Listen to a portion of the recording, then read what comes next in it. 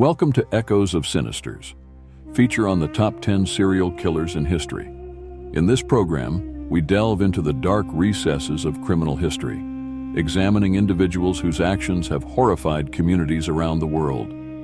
We explore their backgrounds, methods, and the legacies they've left behind, aiming to understand the psychology of serial killers and the impact of their crimes.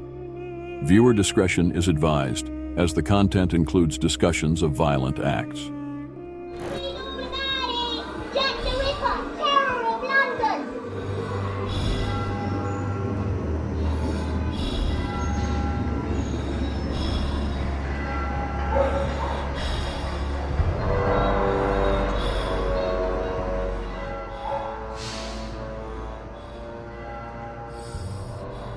Jack the Ripper terrorized the Whitechapel district of London in 1888, murdering at least 5 women.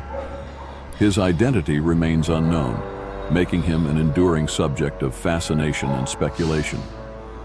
The Ripper's modus operandi included brutal mutilations, indicative of a deep-seated rage and possible medical knowledge.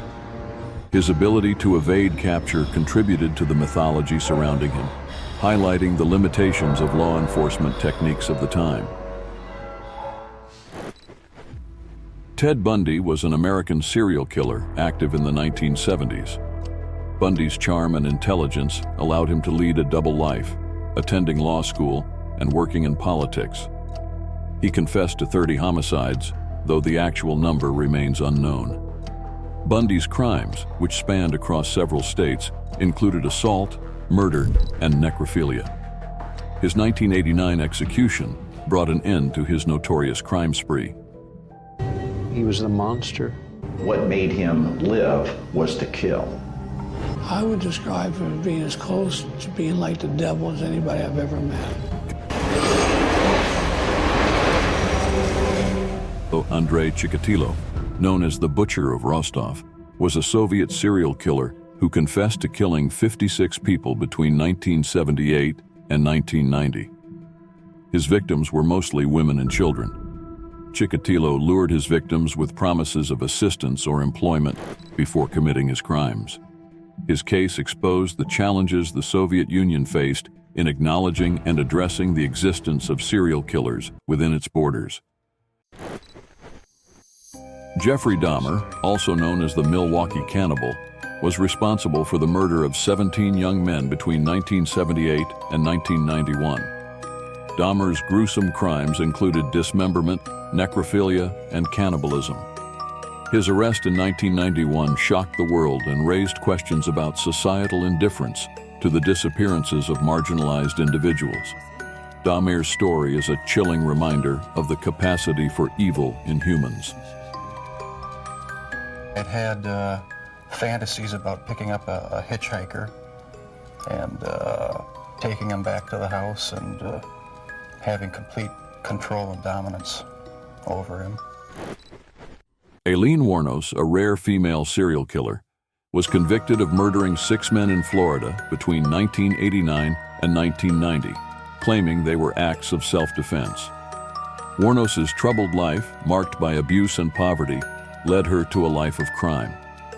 Her case sparked debate over the death penalty, mental health, and the treatment of women in the criminal justice system. Wuornos was executed in 2002.